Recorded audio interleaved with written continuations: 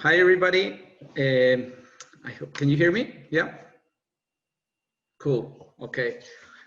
Hi. First of all, I'd like to thank the San Diego Design Week and Stacy for inviting me and who I represent, which is a whole team of creative people from Tijuana that have a purpose, trying to change the aspects, not to change, actually, to try to make a little bit better our built environment in the border.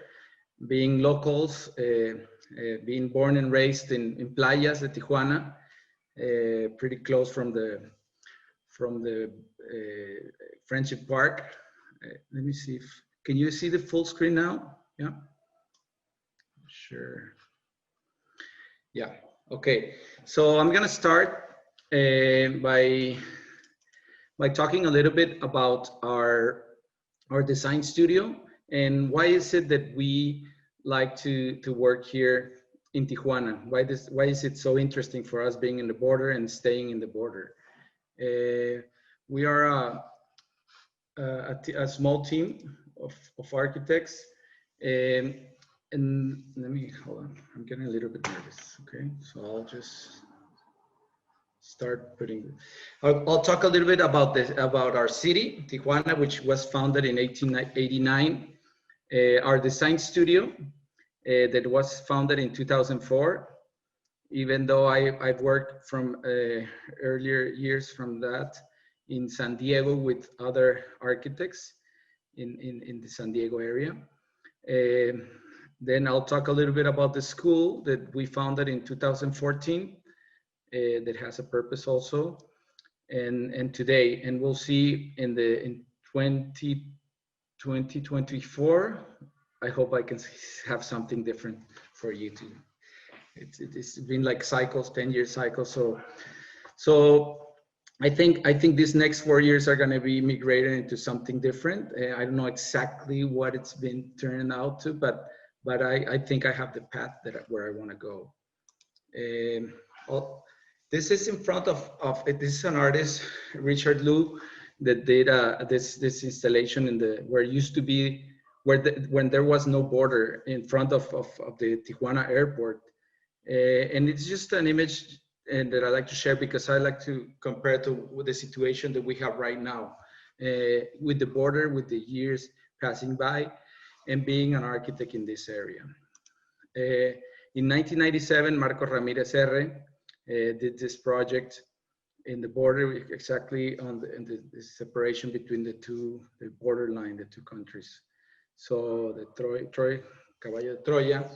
We have has lots of representation, and that at that time, that was when I was at school at the university, working in studying architecture.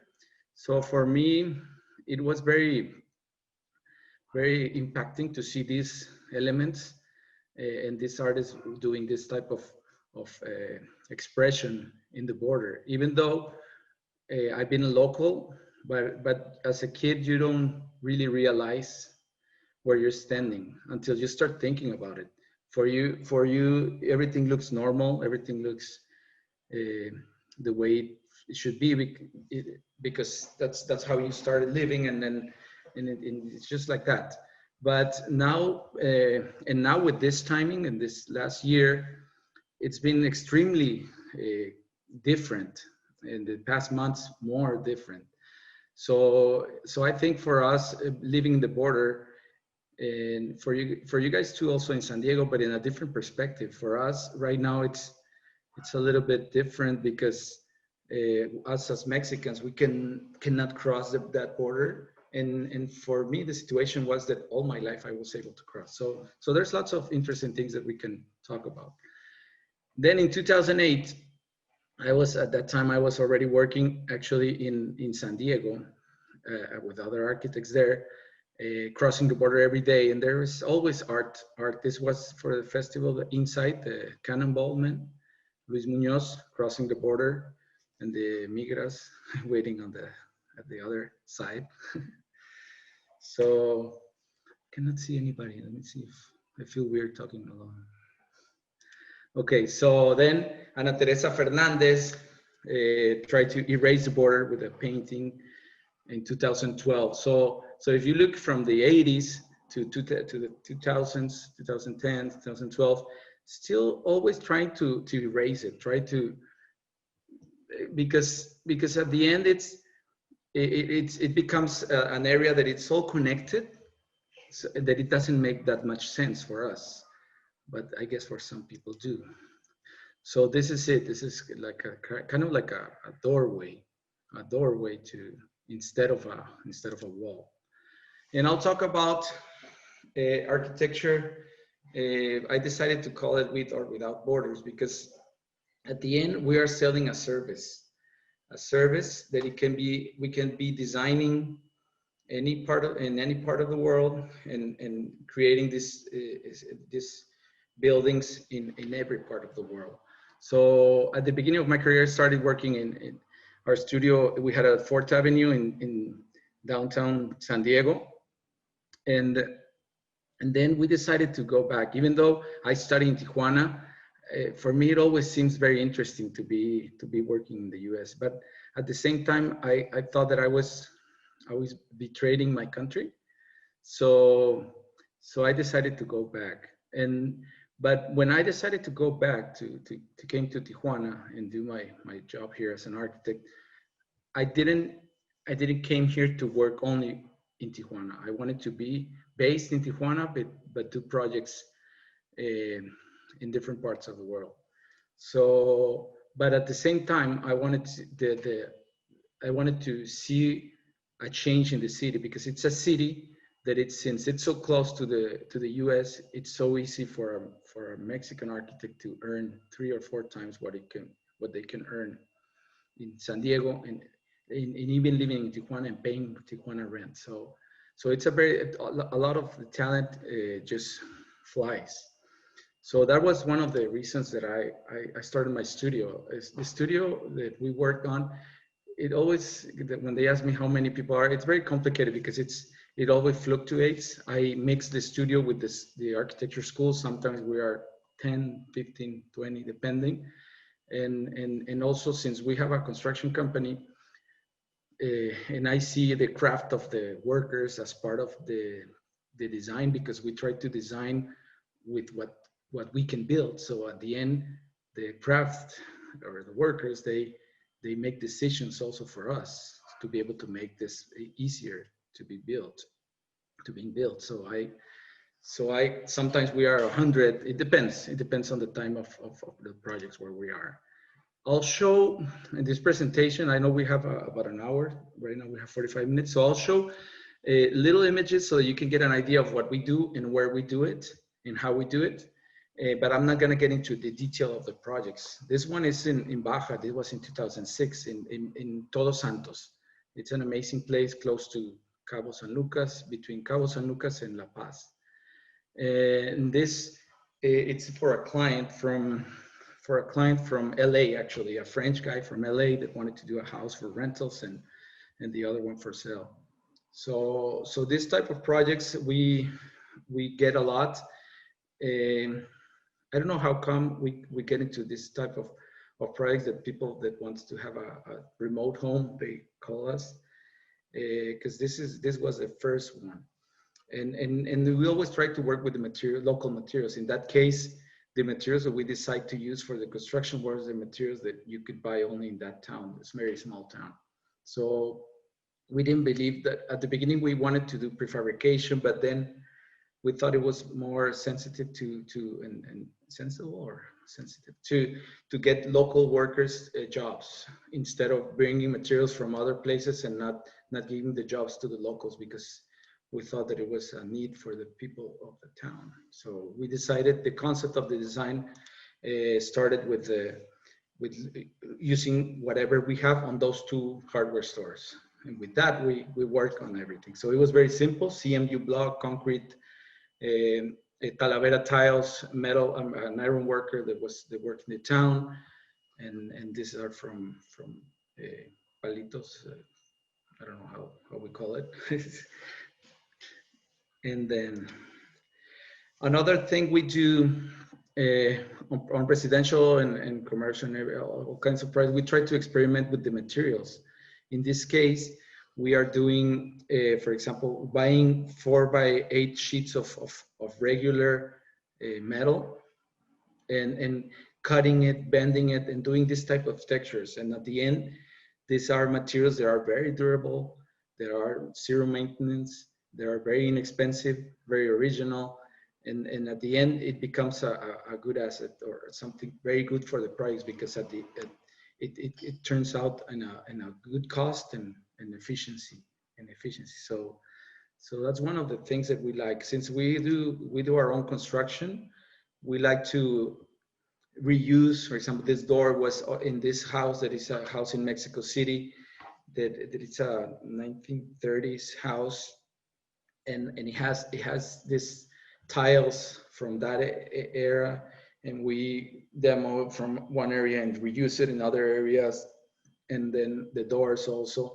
But we always like to, there was an Art Deco house, and we try to not replicate, but reuse the shapes of the Art Deco, study them a little bit, and then do our own design with the handrails to mimic the style of that time, but in a modern way. So the stairs becomes like a structural elements also. And this column, for example, that you see, the large one, it's the support for the stairs, but it doesn't look like a support specifically for the stairs, because in the stairs looks floating. If you see the corners, there are little connections. So I think being a builder and having a good sense of aesthetics lets you do lots of things. And I consider myself a builder. So at some point of my life that I am right now, I'm a little bit tired about building, and I like to design only. But I see that there is lots of decisions that you do in the process that makes the projects turn out the way you want it. And if you just design it, as myself, I don't have that opportunity, that time of thinking of the process, so that I can do those changes. I don't know if I explain myself, but I think in the process of construction, there's lots of opportunity of changing materials, changing thicknesses, changing a lot of things. And that's one of the reasons I decided to move back to Mexico and do my work here, because it's very, in the US, the projects we do in the US, you'll see that they're a little bit different, because it works much different. You know that more than I do, but it's everything is regulated, and permit process, you need to do it. You cannot design and then get the permit here. And here it's a little different. In some point of our life also, we started to do small developments here in the city for rentals.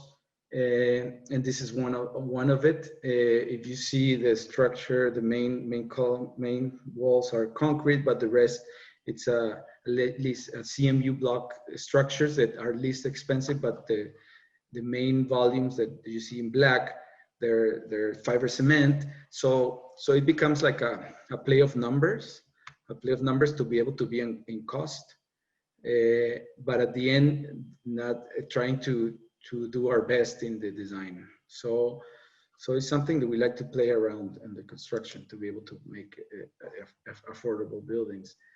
This is another project here in Tijuana. This is all concrete. We got more burlist, and this is the photos of the interior.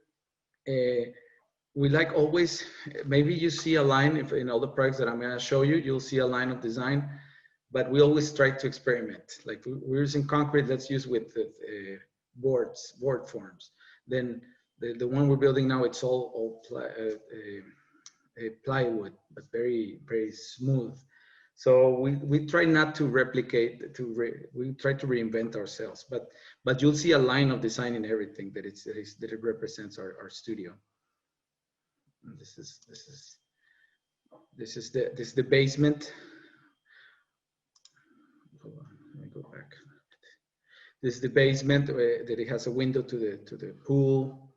The stairs that goes to the second floor, but on the corner we like to play with the light that shines in. This stairwell seems like an Escher painting. We like to design all the handrails.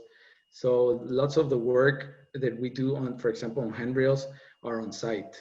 They're not on drawings, so we have to design it on site because we have engineers, of course, for all the structural design, but for those, it's on where we're on the finishes, and we prefer to do it ourselves, design structurally in the site, like to see if everything works. Not for the main structure where you're going to be standing, of course, but for handrails that you have to add certain attachments and things but on site. It's something that I love to do. I love to be on the construction sites. This is another project. We do a lot of mixtures of building systems where we have concrete, we have steel, we have wood, but all the joinery is what we are interested in too. We like projects that connect each other in a certain way that you don't see weird connections. We always like to work on those. I think the transitions between one material and another is the key to a good element, to a good design. If they're just together, if they don't have an air separation between those, I don't know. Let me see if I can. I don't know if I can see. Right away. Okay, we're talking alone. Okay, what am I doing? Percent. Okay. Are you looking? Yeah. Okay. Then this is another project also here in Tijuana. I'll show you a brief of projects that are in the area and little interesting things about it. And then I'll talk about what we're doing with the school and the latest project we're working on that connects our studio, the school, and the vision that I have for what I think the future for our firm. This is on this one we created kind of like a production line of burning wood. We did that on a lot next to the house that it was empty lot, and we started burning all the wood. And the reason why we burned that wood because we couldn't afford a higher end, a more expensive, harder wood. So we found something that it was very inexpensive, but the finish wasn't. I didn't like it a lot, so we burned it, and then it looked the way it looks right now there. And the good thing, that system that shows Sugiban, it's a typical system, not from Japan, and most of you already know about that. But you burn the wood, and at the end, it loses all the organic elements that can turn into for the termites to eat it. And so for example, the fence that you see on a brown wood there, it's the construction we use for the formworks of the concrete. We just cut the boards, the 2x4s, and burned it a little bit, and then grind it a little bit, and then put oil. So at the end, that's the finish. But it's a recycled material from the construction, so that at the end we don't have that much waste, and it's being reused as a main facade of the building. In all of our career, since I started working mainly in San Diego, the first years of my career, and then I hold on one second. Let me just close this off.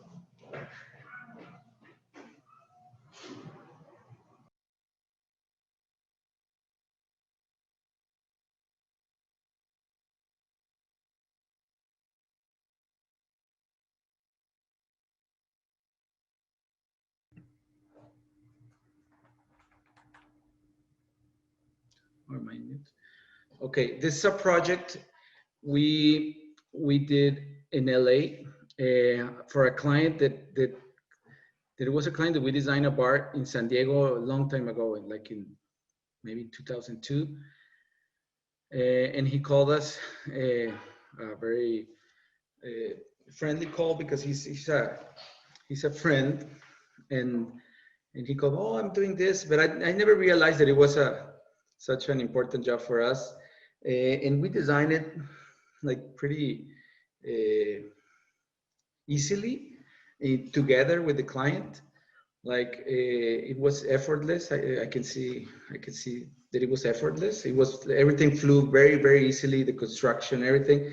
And at the end, it turned out to be a nice restaurant. we didn't knew it was going to be that important. That's what I'm trying to say. This is a restaurant that it's on downtown LA on the Arts District. Has won several awards right now. A very good chef, Mei Lin.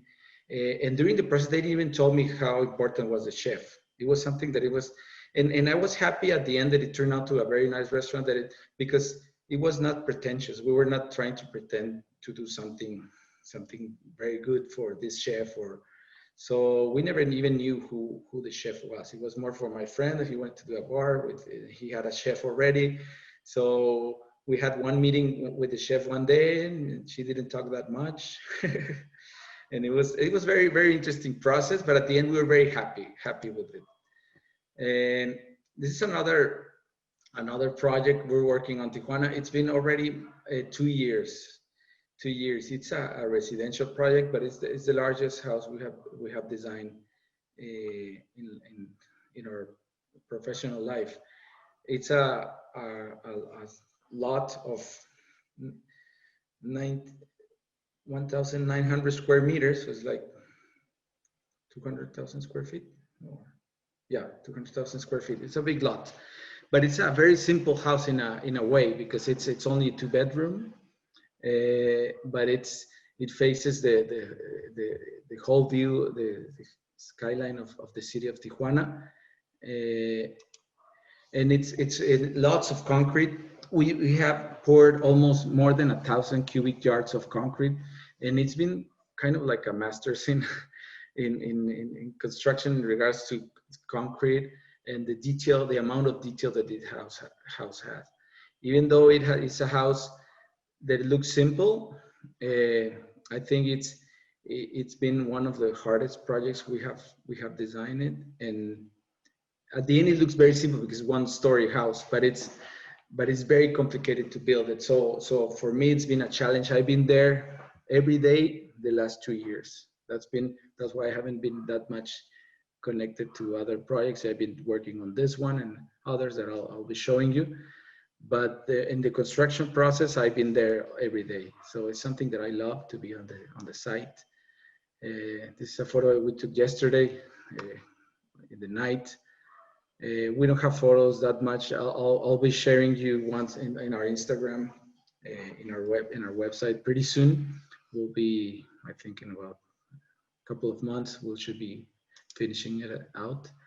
And then other projects like this one. This is a residential project in Hillsburg in Dry Creek in Sonoma County, and it's a house that actually we've been designing lots of houses that are second homes for people that like to relax, and in a lot of the program on the way we design it, we always try to use it in a way that you experience the outdoors. This house is right there. It's still under construction. We are working right now on all the landscaping for this house with Hugo from Mexico City, and he's working all the landscape. It's gonna be amazing. The work that we're gonna do on the outside too. But it's a very simple house, 3-4 bedroom. Kitchen, dining, living on this side, all facing in front of a vineyard. And the wood that we utilize on this one, it's from wine barrels. Go back. From wine barrels that in Sonoma, all the wine barrels used to be the large ones, and when they changed those to stainless steel, when they changed them to stainless steel, all the wood got into storages, and then we went to a place where they were reclaiming this type of wood. And so it was very interesting that at the beginning, when they deliver all the wood, it has the smell of wine when it was on the house. So it's an amazing look also, because it has lots of texture.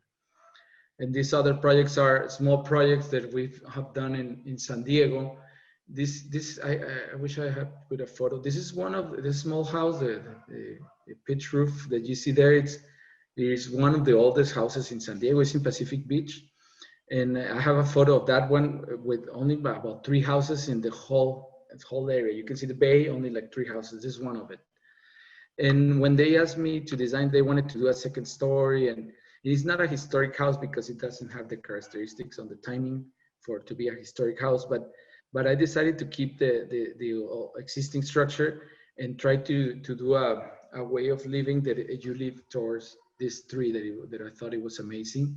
So the little rooms that you see 3 rooms, those are the ones that were added, but you always get to them through the outside. So it's an outside living house, and it has a studio, but it's also separate. So it's very interesting because these people, they have visits, for example, from their parents, and they stay at the guest house. And then when he's working on the studio, and then when the wife is on the house with the kids, they don't interfere each other, even though it's a very small house. So right now we're working for this client on another house across the street on Archer Street in PV. That it's a larger house, but they want the same configuration on how do you leave the house. So I don't think sometimes it's about design aesthetics, or it's always is, but I think more on try to think how people are going to leave the spaces is what is important. This is the guest house that you see on the back. So the good thing is they're all connected, but at the same time separated, and they all have their bathroom. It's like little casitas in a small lot. So I started to liking that type of architecture that is not pretentious. It's more like to try to understand how people live. This is other project we're working on. It's a pretty large one. I don't have this image right now in this presentation, but it's a remodel of the Palm Springs. It used to be the Wet and Wild Park in Palm Springs that most of you must know, being from San Diego. A very classical place for a wave pool. It used to be a small wave pool, and this is converting into a large wave pool with bars and another pool. We designed a restaurant, another restaurant, cabanas, and it's a very interesting. You can go to their Instagram at Palm Springs Surf Club. It's already under construction. They're doing tests on the pool, and it's a very, very unique project. And I'm very happy that James Willis invited us to this project, because it really takes us out of the comfort zone, because we are not originally an interior design studio so on this one we had to do a lot of interior work with the existing buildings, but I think the essence of what it used to be, we wanted to preserve, but also we wanted to show something unique and different for a market that is not there. Palm Springs has their own clientele, type of people that visit, but being so close to LA and being a place with that much of sun, it's a very unique place to have a water park that is cool, that is different, that is for other type of people. So I'm very happy to be part of this, and it's in a good stage right now under construction. Another one is a hotel here in Valle Guadalupe that it's under construction too.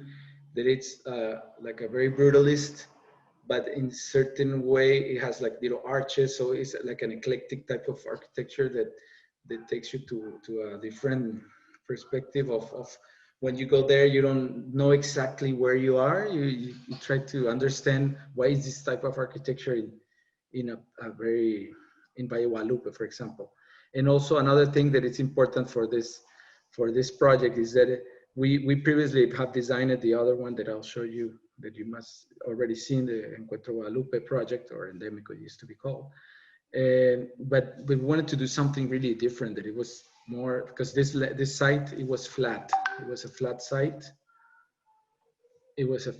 So this is photos of the construction. So you can see that it's super brutalist, and it's something that I kind of, I think Valle Guadalupe gives you the potential of doing whatever you want. So it's a good place for experimentation. And I love doing things there. The project that I was going to show you at the end, it's also in Valle Guadalupe, and it's something that it's a good experiment for us as architects. We have never used arches on this one. We wanted to do arches, but at the same time use it with formwork so that you can see that it's not a classical arch, but at the same time and it was designed actually about 3 or 4 years ago. The construction has been very slow, but right now it's very it's lots of people are doing these arches and other projects, but we did this 4 years ago, and it was an interesting thing. Like that, I remember going to Querétaro and seeing all this aqueductos with water, and it shows you history. It shows you history, and being this area of Mexico, all the north of Mexico, that we don't have that much of history. So trying to create this sense of history in a vacant land, it intrigues me. So what will it happen in 10, 20, or 30 years about this? What will they think it was, from what age, from what timing? So those are the questions that I'd like to ask myself when I design. I like to be timeless. I like to be, so that's why in some of our buildings we even design the furniture so that they cannot connect us with a certain type of a certain era. So this is another one that we'll call this finding Chris, we'll call it, because it's a client that disappeared. We did the presentation. He was very happy, and then he never called back. So I hope somebody knows him. Chris, where are you? There's a project in Joshua Tree. If he doesn't decide to build it, I'm sure I'll like to build it somewhere else, but because it's a very interesting project, lots of concrete, but the forms that we work on this, we did lots of trying in these models in the site, 3D models to study the sun. But I think it's one of a very interesting project for our studio, because we're playing with a lot of the form of it, but mostly the light. And the light, you can play with that with software. You can do lots of things with software, different types of software. But we went more. We use software, but also we went to the site to get the heat, understand the site, and see how the sun will go into the spaces. What's going on with this? This is the same. Oh, this is the wood for the house in Sonoma. Because I was preparing the presentation minutes ago. Okay. It's part of the house in Sonoma. It's a transom window all the way to the sides of the house. This is the wood, the reclaimed wood. I'll present this house, which it's a house in Tijuana. Also on this one, it's called Casa Don Juan because it's on the street called Don Juan. It's not because it's a Don Juan the owner. And then this one, it's an element of little cubes and wood, and little cubes and straight elements of concrete on the side that support an element that is built out of steel and wood.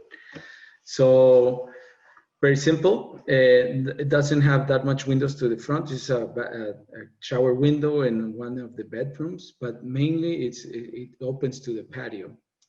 It opens to the patio. The floor plan that we have here, it's a two-car garage. The entry, actually, you enter through here, and you enter to a patio. You can enter to the living, you can enter to the dining, or whatever you want. And when you enter to the car, you enter to the kitchen here.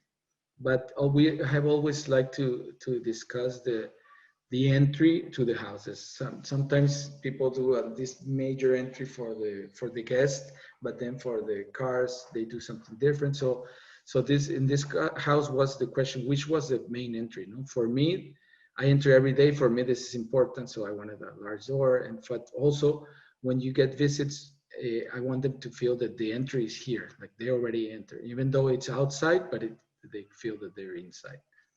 Okay. It has a basement here, a basement with an home office and a little TV and a table. Storage, and the stairs that go up here. And then this is the second story where you enter to this stairs, a master bedroom.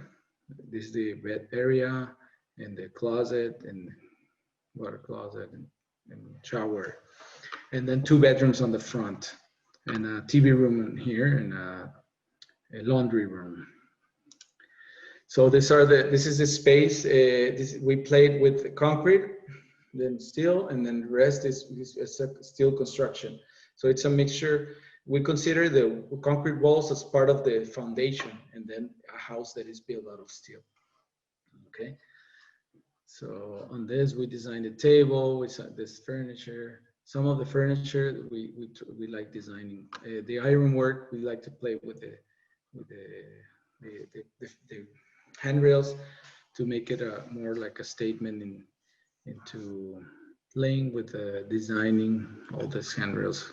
We have always very intrigued about ironwork.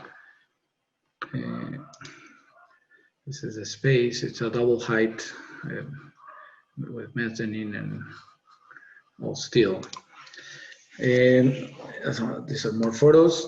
Right now, the space is already grown. All the plants are already, it's very, lots of plants everywhere. But it's a house that lives to the patio. It lives up to the patio. Okay. The stairs takes you up, but the supports, as I told you, that we start building the stairs, but then we starting adding supports wherever we need it. Okay, structurally, and then as different as in the U.S., as opposite to the U.S. here, you don't have that much regulations here. I know you right there. This wouldn't be allowed. You have lots of handrails, but we do also projects there, and with the projects we do there, we use the codes for that, and this one we don't.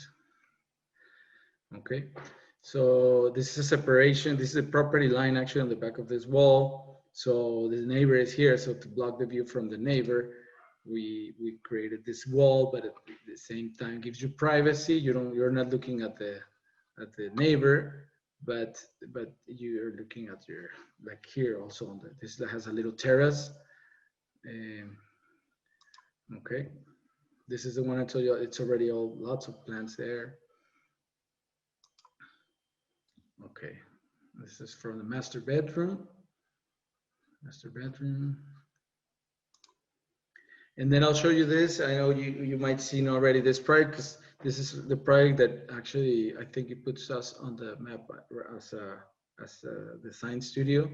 It was published several times in different magazines, but I like to show it because it represents a lot of what we do. We try to do architecture that is very efficient into the construction systems, and the decision of making this project as a prefabricated project. It was not only because it was cool or it was original at that time, because it was they hired us in 2007 for this project, but I think it was mainly because since we do construction, we knew that if we have all the workers there, they will destroy the nature of that site, that beautiful site, like that. If they don't, so if we prefabricate the most that we can and take the workers only for the mounting of the structure, it'll be less problems. Lots of, like this one, I like to talk about this one because it's a wine cellar that we did a hole on the rock granite, and then just did all the iron work on site. And it's an iron, I don't know if you're looking at my screen, you'll see that the metal, the round metal, it goes from one point to another. So it's like a round. So, and I remember when I was in school, I had a screensaver from that used to be like steel tubes, like moving from PC, not from Mac at that time. So that was kind of the inspiration for this one. So it's kind of funny to see something really uncool to become something that is in a different perspective of place. I'll go a little fast because I know we have 15 minutes, and I like to talk about other thing that is very important. Hold on. Okay, and then the materials are always important. The colors of the materials, embed on the nature. We selected the materials that get sold with the time, that have the same condition as a plant, that in the winter it's one color, and the summer it's another color, and on spring it's another color. So the structures change in colors during time. And we like to design lots of elements from this closet that is not a closet. It's actually just a steel tube to hang the hangers for the clothing. But because we question ourselves, what is a clothing, a wardrobe? What is it? What is the purpose of it? It's for clothing not to get dust. So in this case, it's a place that you're gonna use it for one night or two nights. So the clothing is not gonna be standing there. So try to minimize everything try to take out everything that you don't really need, like checking the box and taking everything that is not needed and just using whatever. Like for example, the support for this table that is on the left where the bottle is, the support becomes the light bulb. So it's a structure, but at the same time has another function. So try to question ourselves what is the door on the side of this cabinet, on the one on the entry door. It has a little knob there to open it. The door is on the side, not on the front, because the equipment that is inside there has a different dimensions, and it's on how to. You question yourself, how do you build this thing? Normally, if you build a box, you have doors in front. That's the typical. But when you start to putting the function on it, it changes. So that's what I like to do. I like to question myself on everything. If you really need a shade for the lamp, even though right now it's very used everywhere, like just to put this Edison light bulbs. But at that time in 2007, it was more like to try to see what was the minimum that we can build and still be a building that is cool. When we built this pool, the original design that we did on the computer was different, but on site we had to design it differently because we started to find stone when we were digging for the pool. So the shape started shaping with the nature. So that's why it feels very natural, because it's embedded on the nature. And the nature responded to us, like it showed us what it needed to be. We feel that we didn't do that much on that project because it was already all the plants were already there. So we're just going towards that. Okay. There's a project inside that project, which is a residential house that actually on this one, well, not this one, the one on the back, we built it in 4 weeks.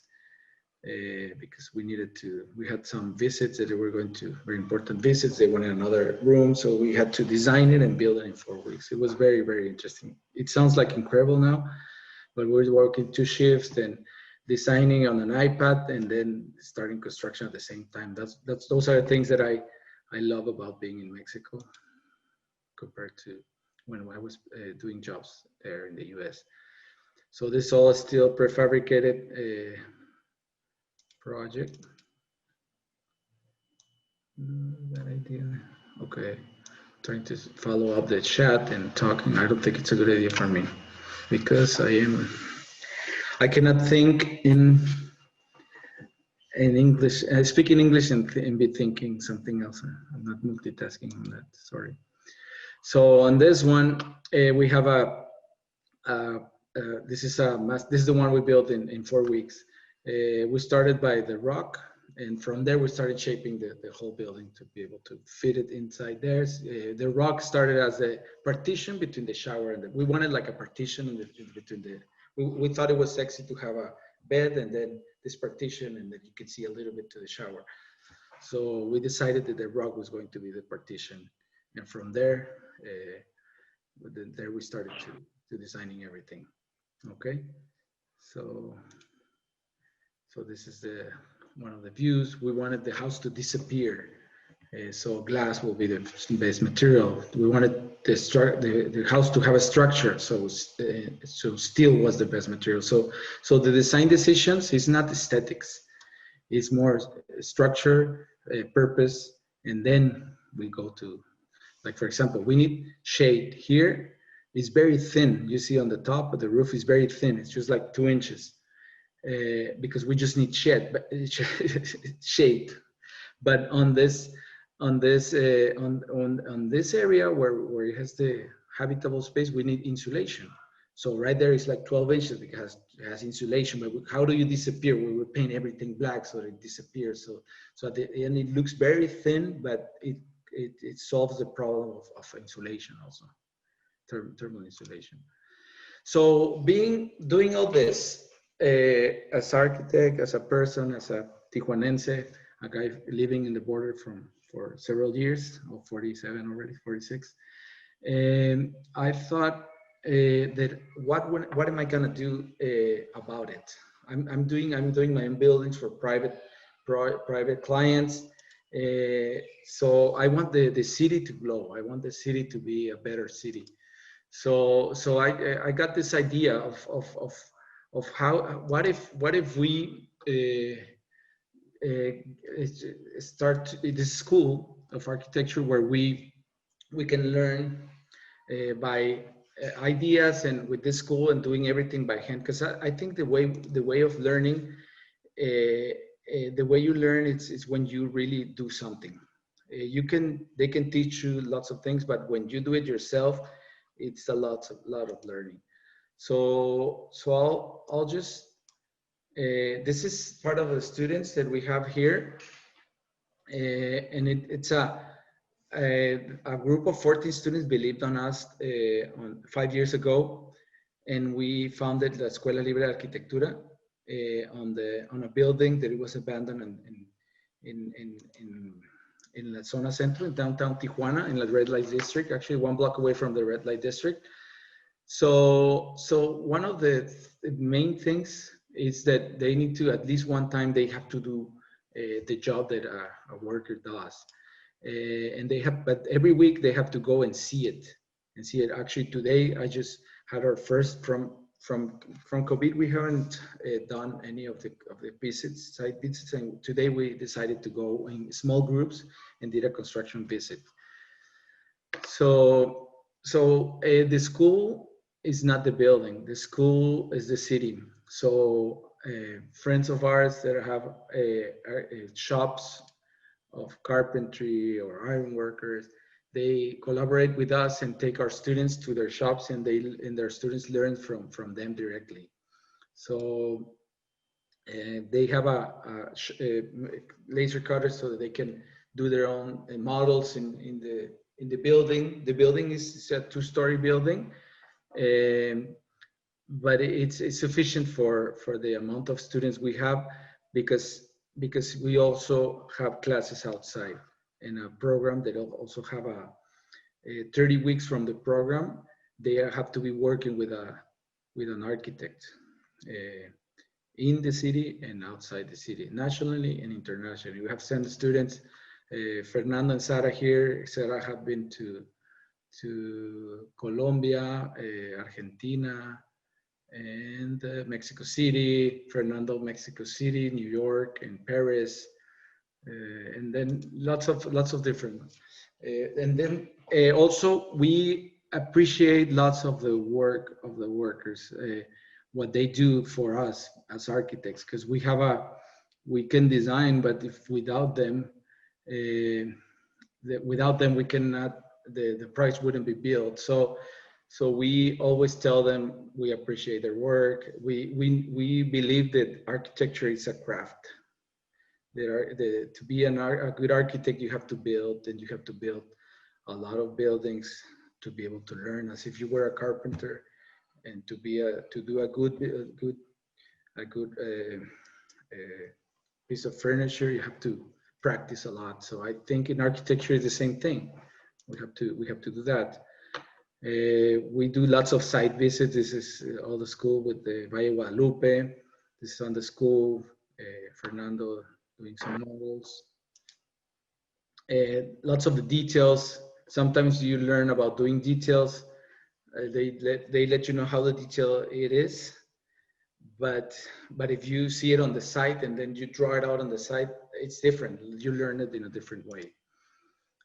From different scales of project, they have to go see. The good thing about Tijuana is that it's in a booming construction, so we have different options of going from small projects to large projects, so they can see a variety of, because it's different. It works differently. The construction works differently on different scales.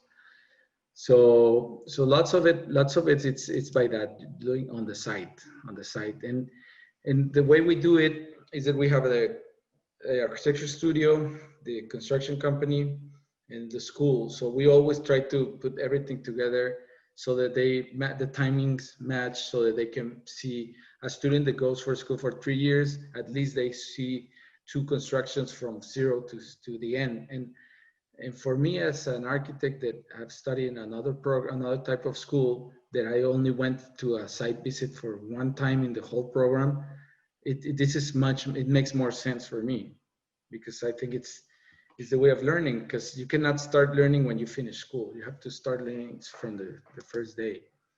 Today we had students from the first day. They are already enrolled in the new program for this quarter.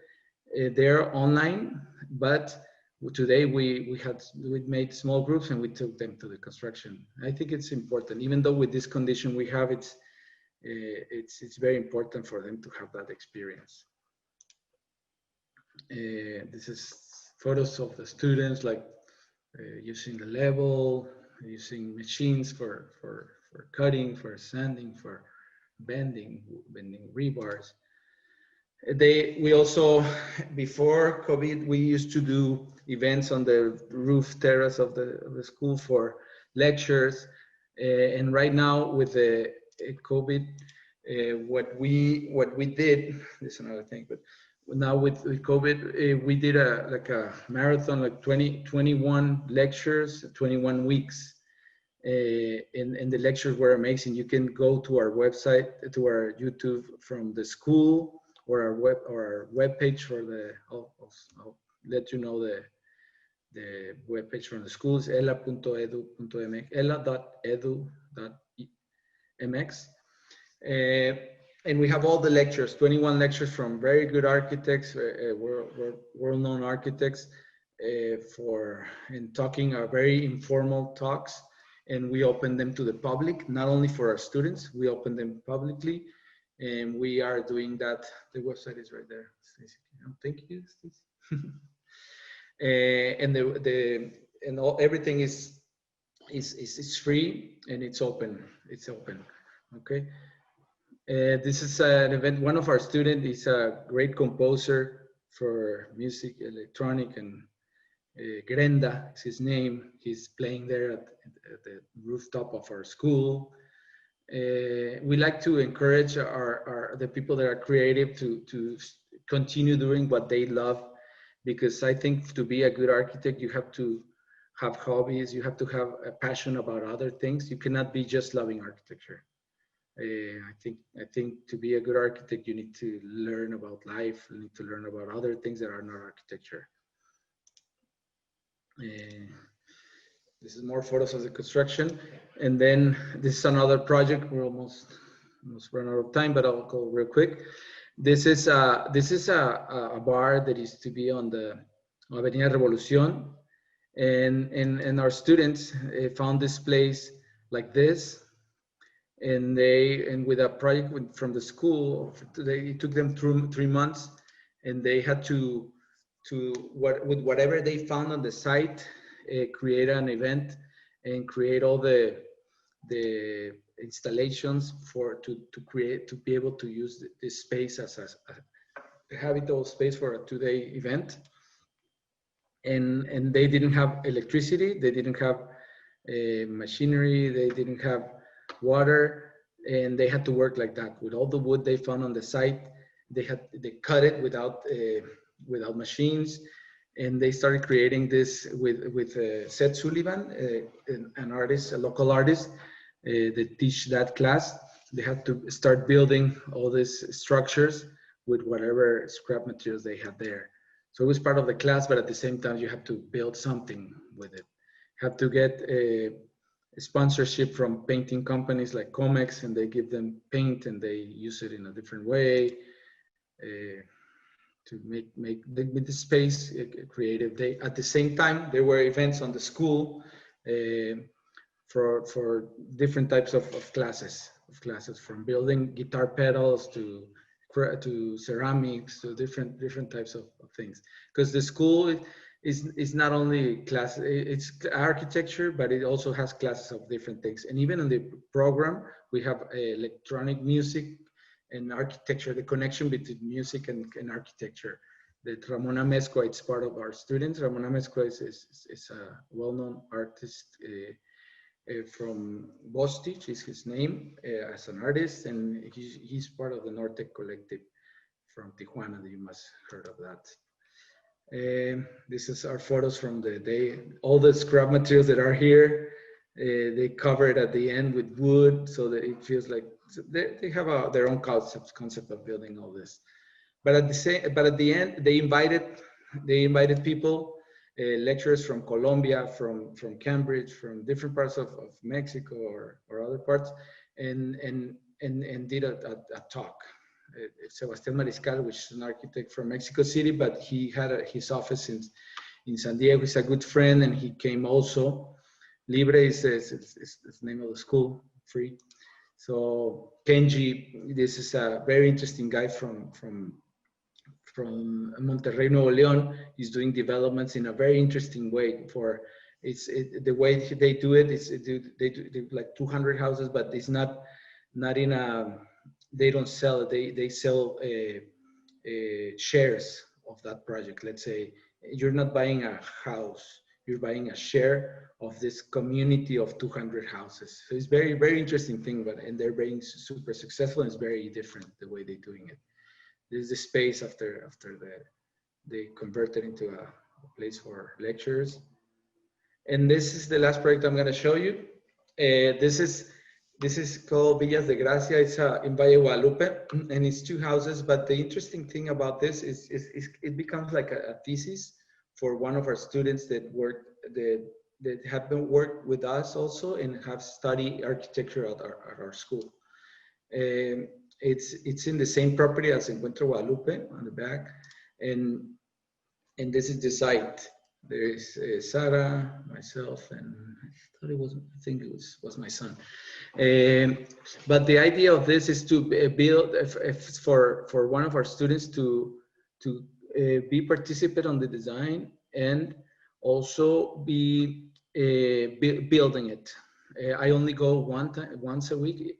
I've been going every day to the other side that I showed you, but on this one I go only once a week, and she has to figure it out how to make this thing happen. She's Sarah, and as you see in front of the picture, these are the hotel, and on the back we're building those 2 projects. And these are developments projects that we started doing for rental units as a hotel or Airbnb, and it's very interesting because we're proving that our system works. Like with finishing our school, you have to be able to build, not only to design, to build. From starting to knowing how to support the structure, how to cut the granite, to be able to start building without electricity, without water, in a very remote location, reusing the stone that we cut for the foundations and using as terrazzo floors for the house. So we don't have to bring materials from elsewhere, but we reuse the ones that are there. And this is, I think it was around January, maybe February. And this is a couple of weeks ago. There are 2 houses there, and this is the second one. But everything works this everything works through the stones and the rocks and the boulders, you call it, I guess. So nothing was designed 100% when we started construction. It was, I guess, we had a 3D model of what we wanted. We did a scan with the drone to be able to understand the topography, what is rocks, what are dirt, and what was plants. And we were able to do everything in computer. But then lots of the decisions was like discovering, as you were anthropologist, you were discovering, you found this rock that it turns on the outside. What do you do there? Do you use it? Do you? But most we kept all the rocks. Of course, we didn't want it to move because it's difficult and it's illogic to do something that you don't, that it gets you an effort that you don't really need to. Okay, so that's why you see this little retainings is for we just wanted to be able to have plants there, so we retain it so you can have little dirt there and then have the plants going down. You see it's in the middle of nowhere, so it's a little difficult. It was very difficult, one of the most difficult. Who provides the funds for the project? No, on this one, it's ourselves. We provide ourselves the funds for the project to be able to achieve this. Beautiful. Okay. So these are particular projects that we do it as a developments. So one of the ideas is to have all this infrastructure to be able to do interesting projects, because if you're not you need to be successful to continue to be successful. So I think it's something important for us to be able to, like, I'm staying at the other house that I'm not saying I'm working every day on the other construction house. It's one of our largest projects, to be able to get money to be able to do something else. But I can, if I wanted, I would have loved to build this house, which is a personal project. But at the same time, if I don't do other things, I cannot build this. So I have to make this connection, trust in our students, and to be able to make this unity or this teamwork bigger and bigger. So I think that's the way to change, to really change something, to really change something in the city, little by little. Because without the funds, also it's the problem with architecture compared to other like, let's say, graphic design, the elements are a little bit least expensive than a building. A building is very caro, very expensive. These are photos of the project. I think we're running out of time. We're 3:10.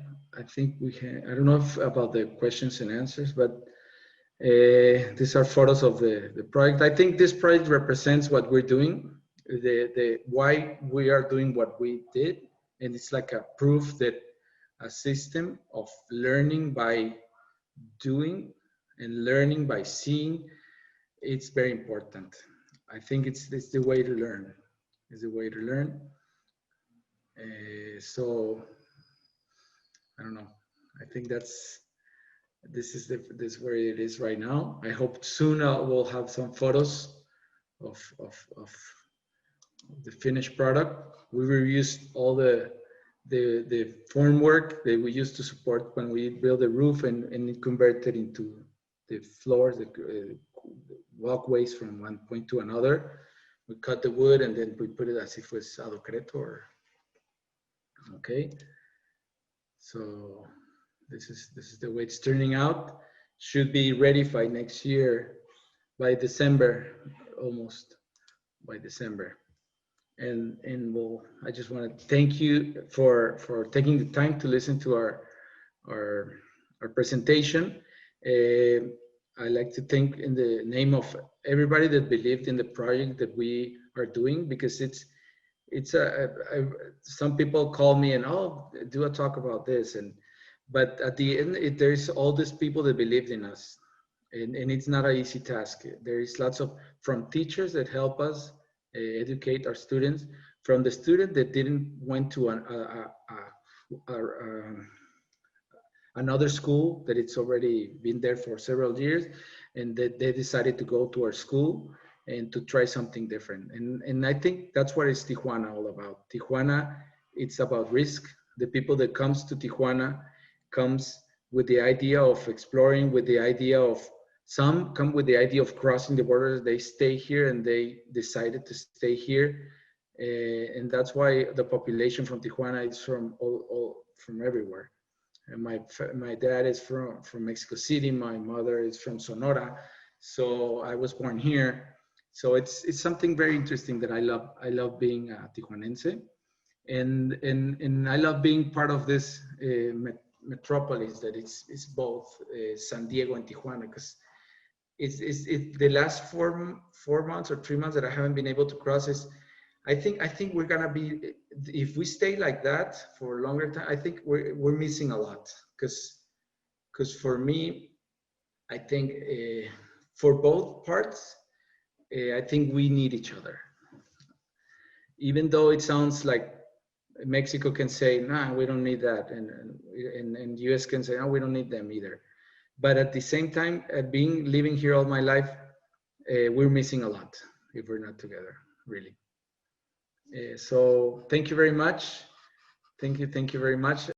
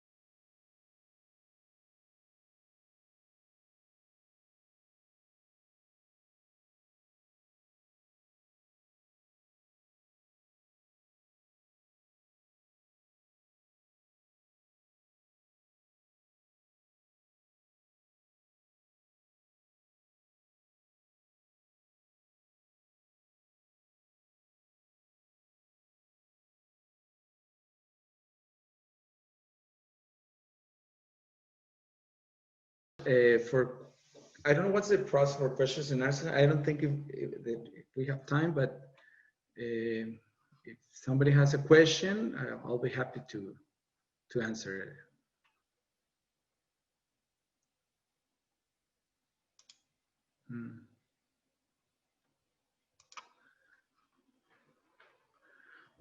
There is one question there. I'll jump into 3 questions because I don't want to lose time for others.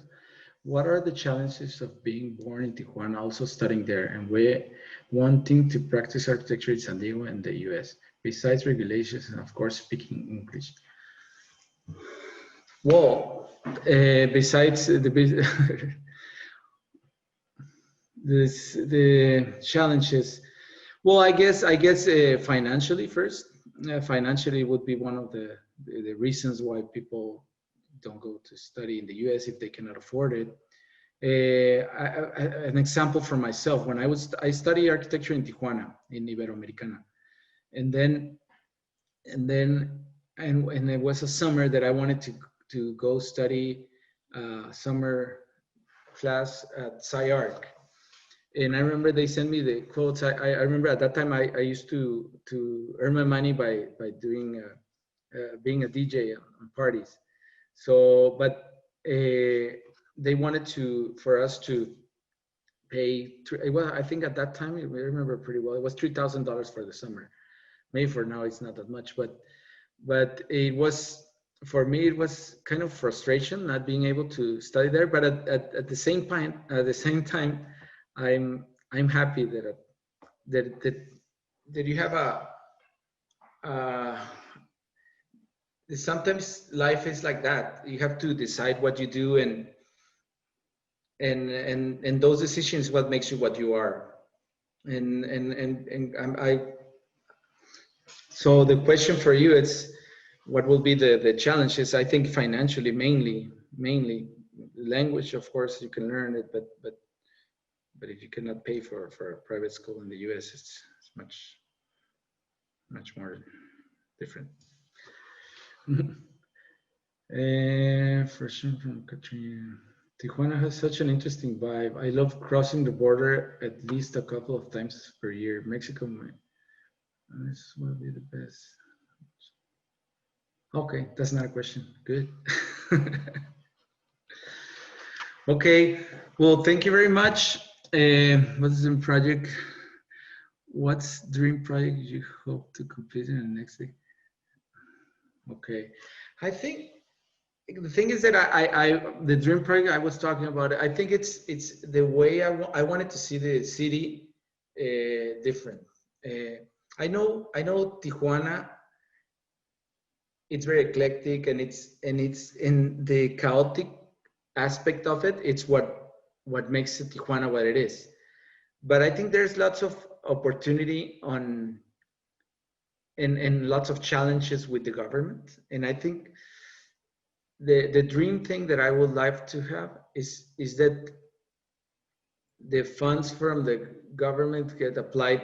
It's very difficult task, but you need to have because there's lots of needs for urban planning and for the city, and I don't see it happening. And I think that's one of the goals. And the way I see as a dream project, as a personal dream project, is to share that need for that and share it with the new generation, so they can help push to make a difference.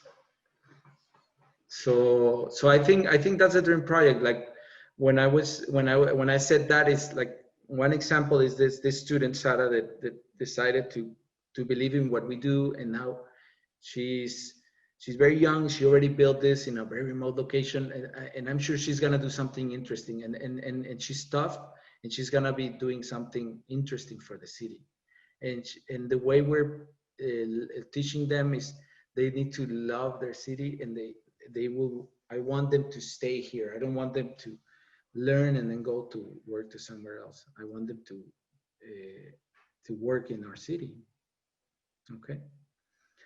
Well, thank you very, very, very much. Because I know it's planned, and it's already 3:18.